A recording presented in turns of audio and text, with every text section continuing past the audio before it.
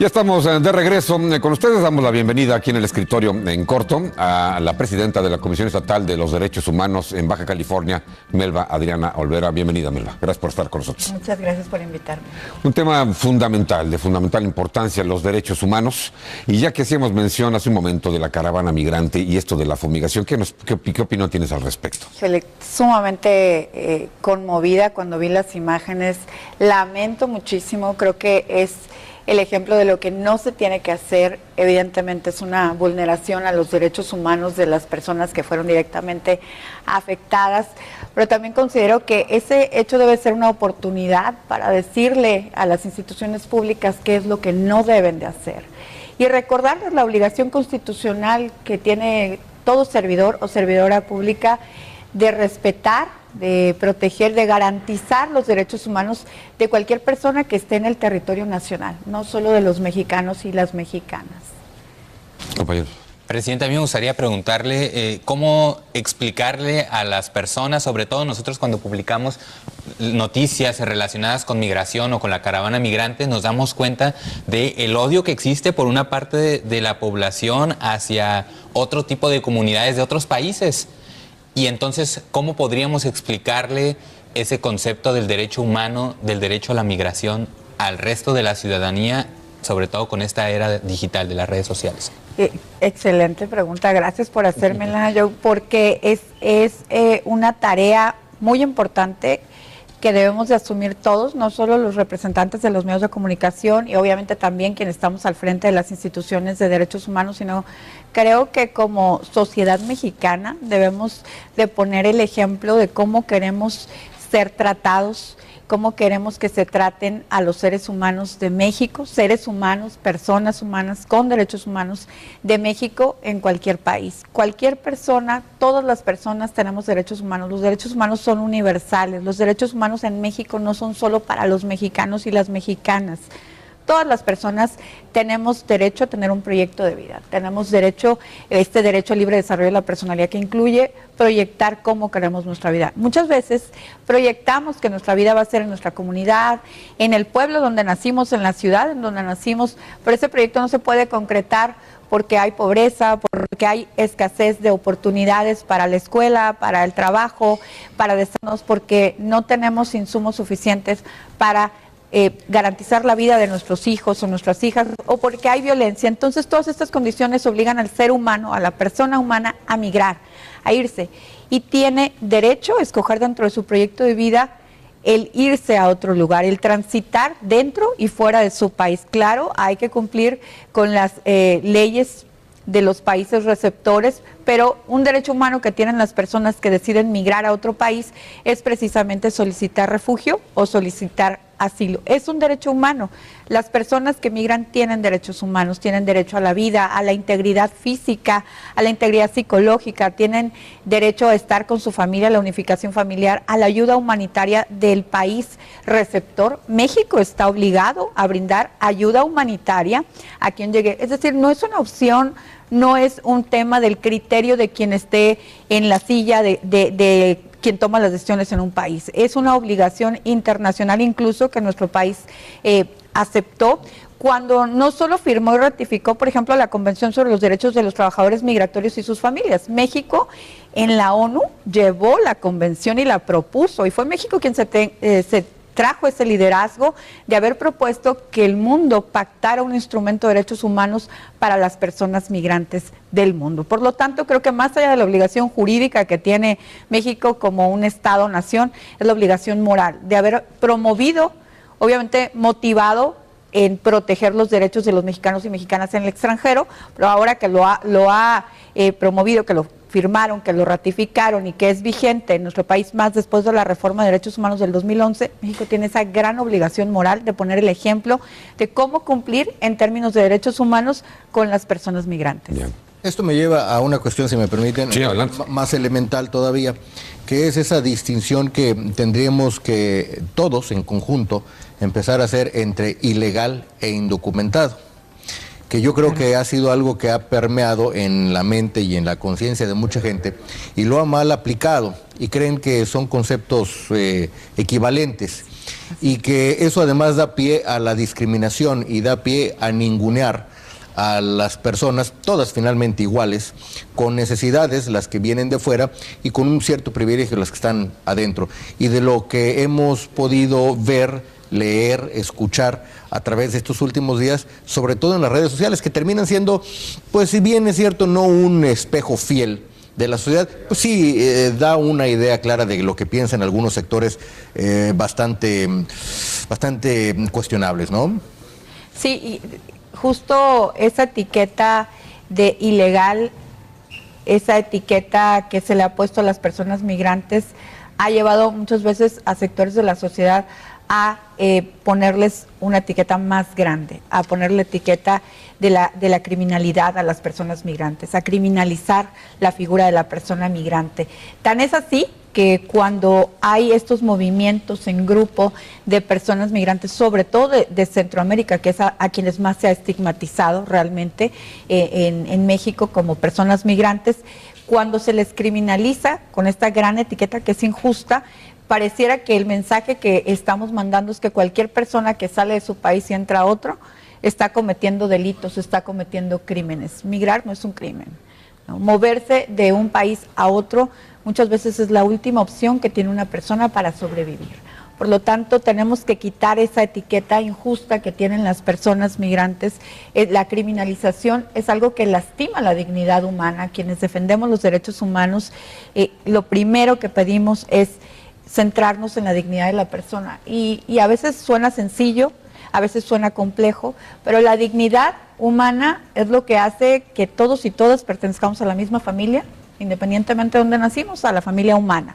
Y es importante quitar esa idea de que quien está migrando es una persona que está cometiendo un delito o que está cometiendo un crimen o que es una persona que tiene la tendencia a cometer ilícitos. Es una idea que es persistentemente reforzada por el actual gobierno de Estados Unidos, ¿no? Así es. Pero bueno, no tenemos por qué actuar de la misma manera. Así es. Y no todo es la migración, Melba Adriana. ¿Qué asuntos está actualmente tratando la comisión? Hay asuntos de abuso de autoridad por parte de agentes de la Policía Municipal, temas relacionados con falta de una atención adecuada en el Hospital General, por ejemplo. ¿Qué nos puedes decir al respecto? Muchísimo trabajo que estamos teniendo. Te puedo contar que en lo que va del año tenemos más de 1,800 quejas de presuntas violaciones a los derechos humanos, y es la tendencia en los últimos años de gestión de la comisión. Ha incrementado las quejas por violaciones a los derechos humanos. Hay el tema de la no protección de la salud, de la violación del derecho a la protección de la salud, es uno de los primeros temas por los cuales se manifiestan a manera de queja en Baja California las personas, no nada más baja californianos o baja californianas, porque la Comisión de Derechos Humanos defiende los derechos de cualquier persona que se encuentre en el estado. Ahora estamos llevando a cabo una investigación muy importante a partir de las declaraciones sobre la falta de abasto en el Hospital General y sobre la falta de respuesta en las áreas de urgencia del Hospital General, en particular de Tijuana. Esta investigación está contemplando también, además de la entrevista, por supuesto, con el personal y recogiendo las quejas que tenemos por parte de derechohabientes. Estamos haciendo un análisis de lo que hay dentro de los inventarios del propio hospital. ¿Qué hay? Una cosa son las declaraciones que puedan hacerse, las quejas, pero también hay que ir adentro del hospital, saber cuáles son los presupuestos que se tienen, cuáles son los insumos. Esta investigación está muy pronto a concluir. ¿Y para qué se hacen las investigaciones? Bueno, para que en caso de acreditarse evidentes situaciones que violenten los derechos humanos en diferentes modalidades, poder pronunciarnos y hacer una serie de recomendaciones que sí obligan a la autoridad, porque sí son obligatorias, no son opcionales las recomendaciones de la Comisión Estatal de Derechos Humanos, a cumplirse en la intención de prevenir subsecuentes violaciones a los derechos humanos o mayores violaciones a los derechos humanos. Estamos trabajando en el tema de salud. La mayoría de las quejas son en Tijuana. En general, de las más de 1,800 quejas, se puede decir que más de 1,000 son en Tijuana. También por la población, tenemos quejas en todos los municipios, en las 9 oficinas. Las principales autoridades pues siguen siendo las autoridades relacionadas con la seguridad pública, policías municipales, policías estatales, son las principales quejas. La primera visitaduría son pocas, pero también hay un número de por lo menos yo creo que el 14% de las quejas de la comisión son relacionadas a personas que están privadas de la libertad. Y las quejas son porque no se les garantiza el derecho de protección a la salud dentro de los centros penitenciarios. Es decir, el tema de salud es un tema recurrente en el Valle de San Quintín, en el Valle de Mexicali, en Tijuana, en Tecate. También tenemos ahorita una estructura que está atenta para la llegada de las personas migrantes, pero que además está en la quinta visitaduría, que atiende temas de otros grupos en contexto de vulnerabilidad, como son personas con discapacidad, personas de comunidades indígenas, haciendo trabajo no nada más de protección, de investigación de violaciones de derechos humanos, sino que la Comisión de Derechos Humanos también trabaja en la educación de la población y el empoderamiento de la población en conocimiento de sus derechos humanos para que puedan presentar quejas y pedir incluso la reparación del daño cuando hay una violación a sus derechos humanos. Y un tema obligado es el tema de los derechos humanos de las mujeres, de las niñas y de las adolescentes. Y en un contexto de violencia hay grupos que viven de manera más fuerte los embates, y estos son los grupos que han quedado históricamente en desventaja. Niños, niñas, mujeres también son víctimas de violencia, pero ahí hacemos un análisis más profundo, nos vamos a esos elementos de la cultura mexicana y también de la cultura baja californiana que siguen poniendo a las mujeres en desventaja por la discriminación, ¿no? Porque todavía no hemos logrado como sociedad dar el brinco a entender la igualdad de derechos, no la igualdad biológica. Esa evidentemente no la tenemos con los hombres. La igualdad de derechos, que debe significar la igualdad de oportunidades y la igualdad de circunstancias para participar y poder ejercer los derechos humanos. ¿Se ha avanzado? Se ha avanzado en tanto que te puedo decir que por lo menos en algo muy visible como es la participación política, pues el Congreso del Estado hoy tiene una diputada más que la legislatura pasada, es decir, en poder participar en espacios a los que siempre se debió haber tenido acceso, ¿no? En ese reconocimiento de derechos se ha avanzado en tanto que hay más mujeres participando en más espacios que antes le cerraban la puerta a la participación de la mitad de la población, porque las mujeres en el mundo somos poco más de la mitad y no tenemos pero igual. Se habla mucho, por ejemplo, de que no hay igualdad de salarios, de oportunidades profesionales. ¿No? Es decir, el 30% de los salarios, los hombres ganan el 30% más que las mujeres en los mismos puestos. Esto lo dice la propia ONU en una investigación en Latinoamérica, y dicen, en Latinoamérica las mujeres pueden estar sentadas trabajando en el mismo puesto que sus pares hombres y van a estar ganando 30% menos, ¿no? Entonces no hay igualdad de circunstancias, no hay igualdad de oportunidades, se están abriendo los espacios para participar, pero todavía no estamos en igualdad de condiciones, ¿no?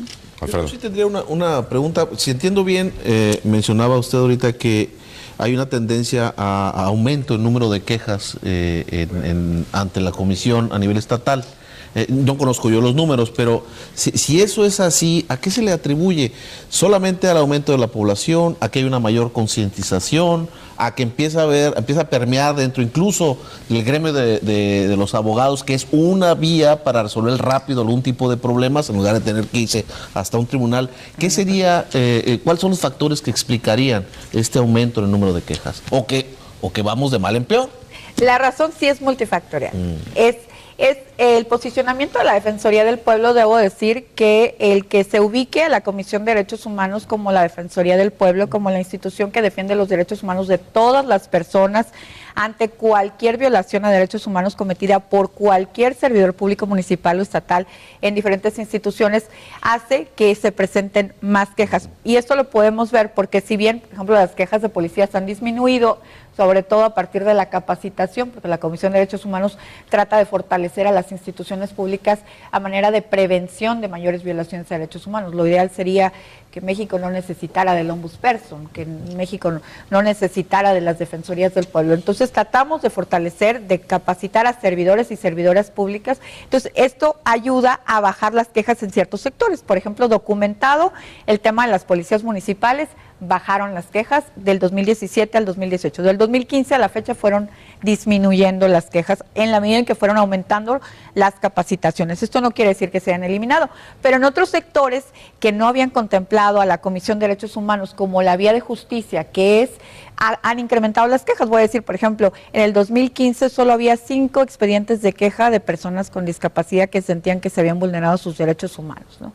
2 años después, 150 quejas del mismo sector, ¿no? Entonces un poco está permeando la población, que es una instancia eficaz. Sí, en el tema de mujeres, por ejemplo, cuando me toca entrar a la Comisión de Derechos Humanos, encuentro que entre el 5 y 6% de las quejas presentadas eran por mujeres. Dije, entonces no se están vulnerando los derechos humanos de las mujeres, ¿no? Era mucho que no se identificaba a la Defensoría del Pueblo como la vía de justicia para las mujeres en el ámbito no jurisdiccional. Ahora, pues por lo menos el 25% de nuestras quejas son de mujeres. Estamos entrando en nuestra fase final. Joe. Presidenta, preguntarle, hay un cierto sector de la población que todavía sigue viendo a los defensores de los derechos humanos como que defienden a los criminales. Me gustaría saber si han podido trabajar en esa imagen como institución. Sí, bueno, trabajar en la imagen de una institución, pues yo creo que como todos sabemos, requiere de un presupuesto. Sin embargo, la comisión hace todo lo que está en sus manos para posicionarse como debe de ser, como la Defensoría del Pueblo Baja Californiano, con la Defensoría de los Derechos Humanos de todas las personas. Y esto porque sabemos que esta Comisión de Derechos Humanos es un patrimonio que tiene Baja California, es una institución de justicia que emana de la Constitución y que existe para ayudar a las víctimas de violaciones a derechos humanos a conseguir la reparación del daño cuando han sufrido, pero también para prevenir violaciones a derechos humanos. Así es que todas las campañas que van a ver, las convocatorias, el solo hecho de que estamos por abrir la convocatoria para el Premio Estatal de los Derechos Humanos, el poder asistir a estas invitaciones que amablemente nos hacen para estar con ustedes en estos espacios de comunicación tan importantes, nos ayuda a que la población asuma que tiene una Defensoría del Pueblo que está ahí para defenderle cuando sientan que sus derechos han sido vulnerados. En el ámbito escolar tenemos quejas de niños, niñas, adolescentes. Cualquier niño puede ir directamente a presentar una queja en contra de un servidor público sin necesidad de un tutor o de que vaya su mamá, su papá o cualquier adolescente. Tenemos quejas de niños, de niñas, de adolescentes, de personas mayores, de personas de comunidades indígenas. Hemos desarrollado todo un programa de educación en el Estado para ir a las comunidades, empoderar a las lideresas comunitarias y trabajar en cambiar la imagen y mejorar esto que dices, Joe, que es esa percepción que erróneamente se tiene, porque a quien defendemos es a las personas. Sí. ¿Estaría usted de acuerdo entonces con esa frase que dice que los derechos humanos son para los humanos derechos? No, estoy de acuerdo en que los derechos humanos son para los seres humanos. Bien. Melba Adriana Olvera, presidenta de la Comisión Estatal de Derechos Humanos, muchas gracias por estar con nosotros. Muchas gracias. Gracias. Alfredo Estrada, director de la Escuela de Derecho del CETIS, gracias por estar con nosotros. Gracias por la invitación. José Ibarra, gracias. Mariano Gallegos, periodista. Gracias por acompañarnos, muchas gracias por su participación. Llegamos así al final de nuestra emisión de En Corto de este fin de semana. Lo esperamos la próxima semana con el análisis de la información y el debate de las ideas. Muchas gracias.